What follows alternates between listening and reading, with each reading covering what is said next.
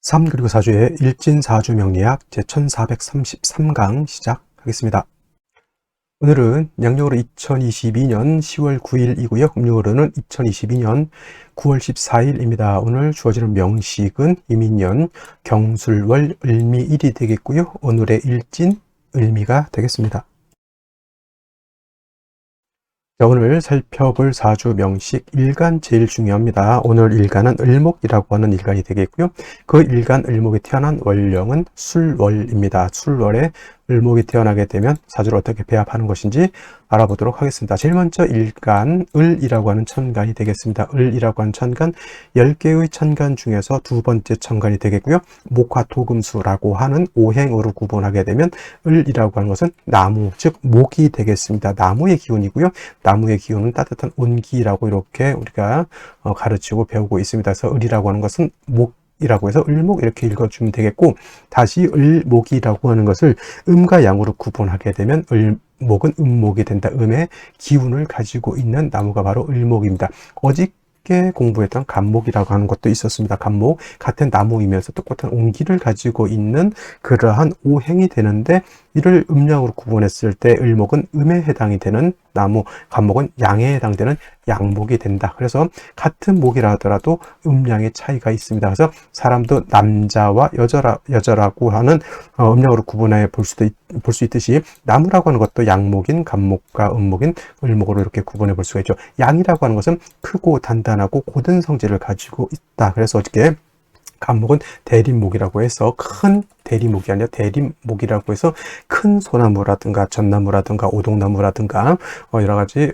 그런 크고 굵직굵직한 고든 나무를 이렇게 연상해 볼 수가 있겠고요. 상대적으로 음목이라고 하는 을목은 간목에 비해서 작고 부드럽고 잘 휘어지는, 오늘 제가 새벽에 운동을 갔는데 나팔꽃이 이렇게 피어 있더라고요. 나팔꽃이 밤에 피고 낮에는 지는 겁니다. 그리고 나팔꽃도 넝쿨식물 같은 이게 벽을 타고 넘어가는 그런 담쟁이 넝쿨 같은 그런 성향을 가지고 있죠. 음목이라고 하는 것이 그래요. 잘 휘어진다라고 하는 것은 부드럽다고 하는 뜻이고요. 그 다음에 넝쿨 식물을 그래서 을목에 많이 비유를 합니다. 간목은 단단합니다. 단단하고 곱기 때문에 잘 휘어지지 않지만, 을목은 비유를 하면 양류목이라고 해서 버드나무처럼 잘 휘어지고 능청능청 이렇게 되는 그런 나무를 갖다가 을목이라고 이렇게 표현을 하죠. 그래서 음목과 양목은 같은 목이라 하더라도 여러분들 산에 갔을 때 곧고 굵고 큰 나무는 간목에 해당이 되는 거고요.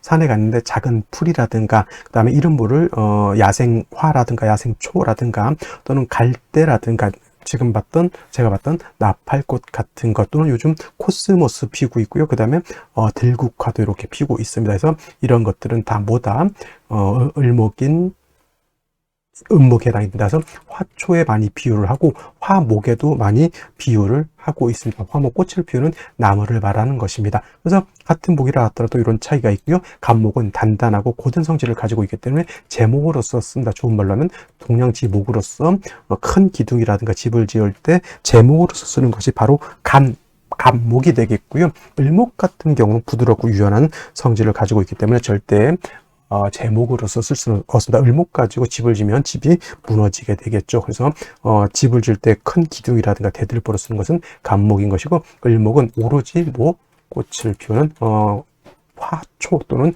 화목으로서 용도가 있는 것이다. 간목은 그래서 어저께 말씀드렸던 것처럼 경금으로서 간목을 작벌해서 잘 다듬어서 기둥으로 만드는데, 그 경금을 단련해야지만 간목을 맑고 깔끔하게 재단을 할 수가 있죠. 그래서 간목은 경금정화를 대체적으로 사주를 배합할 때 경금정화를 쓰게 되는 것이고요. 을목 같은 경우는 을목이 말라 죽지 않도록 개수라고 하는 수로서 을목의 뿌리를 자양해 줄 필요가 있고요. 그다음에 을목이 화를 봐야지만 을목의 기량을 바깥으로 펼쳐낼 수가 있죠. 을목의 화를 본다라고 하는 것 목화통명이라고 합니다. 목화통명. 그래서 을목은 화를 봐야지만 아름다운 꽃을 피울 수 있는 그러한 지존이 될 수가 있는 것이죠. 그래서 같은 목이라 하더라도 양목인 간목과 음목인 을목은 그 용도의 차이가 있고요. 용도의 차이가 있기 때문에 사주에 배합하는 그 방법도, 용신을 배합하는 방법도 다르다. 간목은 간목정화를 위주로 쓰는 것이고, 을목은 개수병화를 위주로 쓰되 나머지 글자들은 필요에 따라서 쓸 수도 있고 안 쓸 수도 있지만은, 대체적으로 을목은 개수병화를 떠나서는 용신으로 취용할 것이 없다, 이렇게 생각하셔도 무방하다 정도 말씀드리면서 을목이 태어난 월령 술월에 대해서 한번 알아보도록 하겠습니다. 을목일간이 태어난 월령 술월입니다. 어저께 절기가 할로가 돼서 바로 이제 6월에서 술월로 넘어왔죠. 그래서 술월은 할로와 상강이라고 하는 절기로 구분되죠. 할로라고 하는 것은, 로는 이슬이죠. 아직 얼지 않은 겁니다. 차가운 이슬이죠. 차가운 이슬. 6월 같은 경우는 백로였어요. 백로. 그냥 하얀 이슬이었죠. 근데 그렇게까지 차가운 이슬을 안 했죠. 6월은. 근데 술월로 넘어오게 되면 할로예요. 할로. 이슬이긴 이슬한데 아직 얼지 않은 이슬인데 차가워요. 그 이슬을 맞으면 굉장히 오싹오싹하겠죠. 근데 할로에서 상강으로 넘어가게 되면 이슬이 뭘로 바뀌었습니까? 서리로 바뀌었습니다. 쉽게 말하면 같은 술월이라 하더라도 할로절과 상강절은 기온의 차이가 어떻다? 크다. 이슬이 얼어서 서리가 될 수 있을 정도니까 술월 상반월과 하반월에 온도 차이가 있을 수 있다. 크게 있을 수 있다. 이렇게 말씀드릴 수가 있는 겁니다. 그래서 우리가 절기만 가지고도, 이 단어 한두 개 가지고도 술월이라고 하는 계절이 이렇게 다르구나. 그리고 술월이라고 하는 것은 모추라고 하죠. 모추, 늦, 가을이 되는 것이고요. 이 술월이 지나면 이제 입동을 거쳐서 해자, 축월이라고 하는 겨울로 가니 가을에서 겨울로 넘어가는 환절기가 되는 것이 바로 또 술월이 되겠습니다. 신유술월이라고 제가 신월 6월 할 때 항상 말씀드렸는데, 신유술월이 모두 가을에 해당이 되죠. 신월은 초가을, 초추라고 하고요. 6월은 금기가 가장 왕한 가을이라 중추라고 표현했고, 지금 술월은 이제 늦가을, 이제 겨울로 넘어가는 단계가 돼서 이거 무추, 만추 또는 개추라는 이런 표현을 드리는데, 신유술은 서쪽이 된다라고 말씀을 드렸죠. 그리고 금이 왕한 금왕절이라고 또 설명을 드렸는데, 금이 왕한 계절은 실질적으로는 신유월이 금이 가장 강한데, 신월은 금이 임간지가 되는 거고요.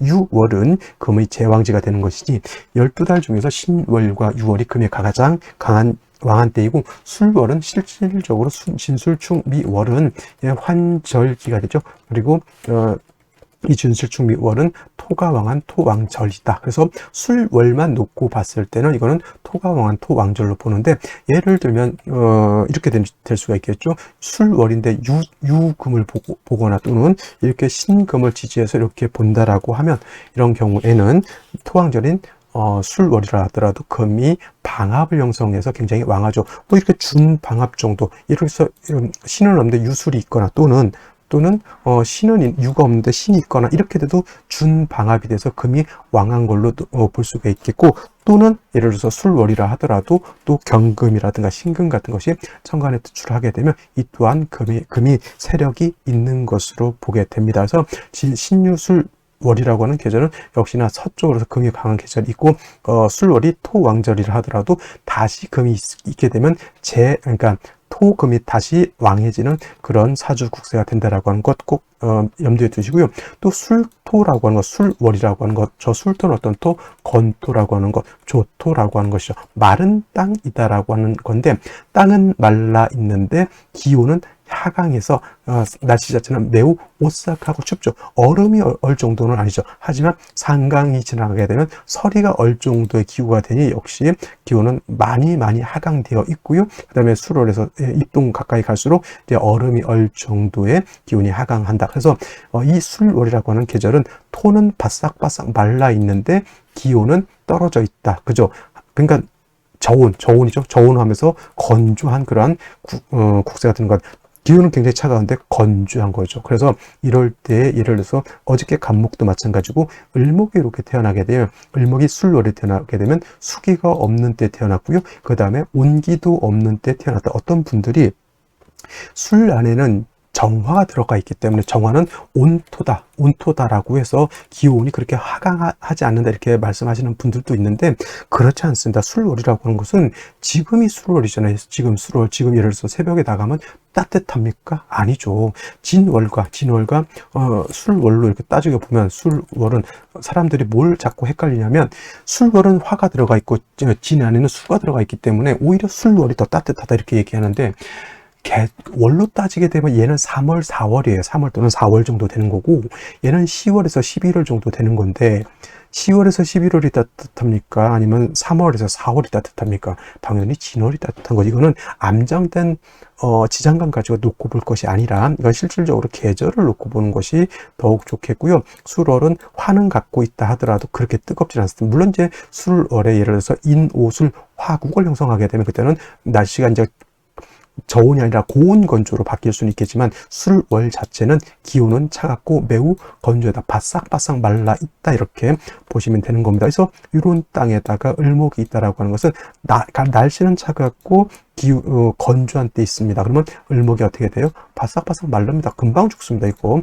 여러분 이렇게 생각하시면 돼요. 논밭에 벼를 다 베죠. 벼를 다 고 나면 물기가 있으면 그 벤 벼에서 다시 또 이파리가 싹 같은 게 이렇게 나와요. 물론 그것이 또 벼가 되는지는 저는 본 적이 없죠. 볼 수가 없죠. 그거는. 근데 그렇게 나오는데 예를 들어서 물기가 없어지면서 날씨가 추운 쪽으로 가게 되면 바로 죽죠. 그것이 다시 해를 넘겨서 다시 이모작이 됐다라고 하는 것을 내가 본 적이 없거든요. 마치 그와 같은 거예요. 그래서 을목이 술월에 이렇게 태어나게 되면 반드시 뭐가 먼저 있어야 되냐면 을목이 말라 죽지 않도록 해야 되는 거죠. 고사하지 않도록. 그래서 반드시 개수라고 하는 것이 이렇게 있어서 이 개수로 을목을 갖다가 생조해주고 술토 자체가 건토 마른 땅이게 되니 술을 얻게 되면 얘가 촉촉하게 윤토가 되죠. 윤토는 윤토가 되는 것이고 나무는 뭐가 되죠? 윤목이 되는 것이다. 그래서 나무 뿌리는 윤택하게 되고 토도 윤택하게 된다라고 이렇게 볼 수가 있는 거죠. 이렇게만 되면 끝나느냐? 아니죠. 또 하나가 있어야죠. 날씨가 차갑다 그랬죠. 반드시 화를 얻어서 이 차가운 기후를 갖다가 따뜻하게 해줘야 된다라고 하는 것 또한 여러분들 꼭 기억해 두시고요. 개수가 술월에 약하기 때문에 반드시 금이라든가 지지로 해수, 자수 한 점 정도는 더 있어서 수의 근원을 마련해 주는 것도 필요하다. 병화는 술에 뿔을 둘 수 있기 때문에 물론 지지로 이제 사화, 오화 등이 있어서 뿌리를 두면 더 좋겠지만은 중요한 것은 일단 수가 먼저 살아난 연후에 그 다음에 병화를 보는 것은 좋은데 만약에 수가 없는 상태에서 술월의 병화를 보면 기온은 따뜻해질 수는 있지만 더욱 건조해지기 때문에 을목은 바로 말라서 죽게 됩니다. 그래서 술월은 병화가 중요한 것이 아니라 뭐가 중요하다? 개수가 중요하다라고 볼 수가 있는 것이죠. 자, 다시 오늘의 명식을 살펴보도록 하겠습니다. 오늘 명식 을목일간이 술월에 태어난 사주 명식이 되겠고요. 일단 일간과 월령의 특징을 알고 난 경우에는 반드시 격국이라고 하는 것, 즉 일간과 월령과의 관계를 살펴 사주 전체가 어떻게 짜여져 있느냐를 살펴볼 필요가 있게 되는데 일단 일간이라고 하는 것 음목이 되고요. 그 다음에 월지에 있는 이 술토라고 하는 것은 토 중에서도 음토가 아니라 양토가 됩니다. 지지로 진술, 충미, 토 중에서 진토와 술토는 양토가 되는 것이고요. 밑토와 축토는 음토가 되는 것이니 음대 양의 관계가 성립이 된다. 목이라고 하는 것이 토를 극하는 관계죠. 저거는 나를 극하는 것이 아니라 내가 극하는 거죠. 아극자라고 표현합니다. 그래서 아극자는 재성이 되는 것이고 재성은 정제라고 하는 것과 그 다음에 편제라고 하는 것으로서 구분해 볼 수가 있는데 정제라고 하는 것은 일간과 재성과의 관계가 양대음 또는 음대양으로서 음양의 배합이 맞으면 정제가 되는 것이고요. 편제라고 하는 것은 일간과 재성과의 관계가 양대양 또는 음대음으로서 음양의 조화가 맞지 않으면 보다 편제가 되는 것인데 오늘은 음대양의 관계가 성립이 되는 것이니 오늘은 정제격이 된다라고 볼 수가 있습니다. 단 중요한 건 술토 안에는 지장간이 뭐가 있냐? 신금이라고 하는 것이 있고요. 그 다음에 정화라고 하는 것이 있고 무토라고 하는 것이 있는데 만약에 이 술토 안에는 지장간 세 개를 모두 격과 용신을 취용할 때 다 쓸 수가 있습니다. 만약에 신금이 투출하게 되면 이거는 얘를 가지고 격을 잡습니다. 얘를 신금을 가지고 격을 잡게 되면 저 신금은 뭐다? 그쵸, 칠살이죠. 그러면 편관 격으로 논할 수 있는데 제살태왕이 될 것이고요. 그 다음에 그렇지 않고 여기가 정화라고 하는 것이 투출하게 되면 이 정화를 가지고 격을 잡게 되니 음목인 을목이 음화인 정화를 보게 되면 저는 식신이 될 것이고 식신격 이렇게 될 것인데 일간 자체가 약해서 식신을 보게 되면 설기, 태과한, 사주, 명식이 되겠죠. 오늘은 정제격이죠. 뭐 아무것도 투출되지 않으면 월지의 본기를 가지고 격을 잡게 되니 오늘은 정제격이 되는 것인데 술월은 토가 왕하고 일간 을목은 약하니 제다신 약한 사주국세가 된다라고 보실 수 있겠습니다. 그래서 일간이 약해서 재성을 아무리 좋은 정제라 하더라도 저 재성을 내가 감당할 수 없으니 내가 왕해져야지만 이 재성을 감당할 수 있다. 이 일간 약한 일간을 도와줄 수 있는 것 인성이라고 하는 것과 비견겁제라고 하는 것으로서 일간을 도와줄 수 있는 것인데 지금 술월의 환경에서 을목은 비견겁제가 있는 것보다는 뭐가 있는 것이 좋다? 인성으로서 일단 을목을 살려줘야 되지. 예를 들면 간목 하나만 떨렁 있고 예를 들어서 인성이 없다. 그러면 을목도 말라 죽고 간목도 말라 죽는다. 따라서 인성이 먼저 있어줘야 되는 거예요. 예를 들어서 개수라고 하는 것이 있어준 연후에 예를 들어서 묘목을 본다라고 하면 이거는 금상첨화가 되는데 개수가 없는 상태에서 묘목만 있으면 말라 죽을 것이고 묘목은 없는데 개수가 있으면 그래도 을목은 연명할 수가 있다. 개수도 있고 묘목도 있으면 을목도 세력이 있는데 개수가 나를 생주해주니 더욱 튼튼한 을목이 될 수 있는 것이죠. 그래서 중요한 것은 둘 중에 하나를 선택해야겠다. 그러면 비견겁지보다는 인성을 넣는 것이 좋고요. 인성이 있는 상태에서 비견겁지는 있어도 도움이 되지만 수가 없는 상태에서 수월에 비견겁지는 많다. 그러면 나무는 무성할지 모르겠지만 다 죽어서 고사에서 말라 비틀어진 나무들만 있게 되는 겁니다. 그래서 수월의 을목은 약한 을목을 인성으로서 먼저 도와주는 것이 절실하게 필요하다라고 볼 수가 있겠고요. 자, 연지를 보게 되면 인목이라고 하는 것을 봤습니다. 인목, 겁제에 해당이 되고요. 지지에 있는 인의 을목 자체가 뿌리를 이렇게 둘 수가 있습니다. 물론 인술 반합 이렇게 볼 수도 있지만은 합력이 없다라고 보시는 분들도 있기 때문에 굳이 반합이라고는 제가 말씀을 드리지 않을 거고요. 그 다음에 일지 미토라고 하는 것이 또 이렇게 있습니다. 자, 술월이라고 하는 계절은 기온은 저온, 하강되어 있고요. 그 다음에 건조하죠. 인목 자체도 건조한 나무, 미토 자체도 건토죠. 자, 지지로 술토, 미토는 건토가 되는 것이고, 그 다음에 진토와 지지로 진토와 축토는 습토가 있는 것이죠. 그래서 이거 차라리 축토였으면 좀 더 좋았을 것이나 건토에 건토가 더해지니 사주는 더욱 건조해질 수밖에 없게 되는 것이고요. 반드시 인성을 얻어서 이 을목을 배양해 주지 않는다라고 하면 을목은 반드시 말라서 죽게 될 것이다. 다행히 연간에 임수라고 하는 정인이 있어서 이 임수가 토를 윤탁하게 해주고 목을 살려줄 수 있는 용신이 될 것인데 문제는 뭐다?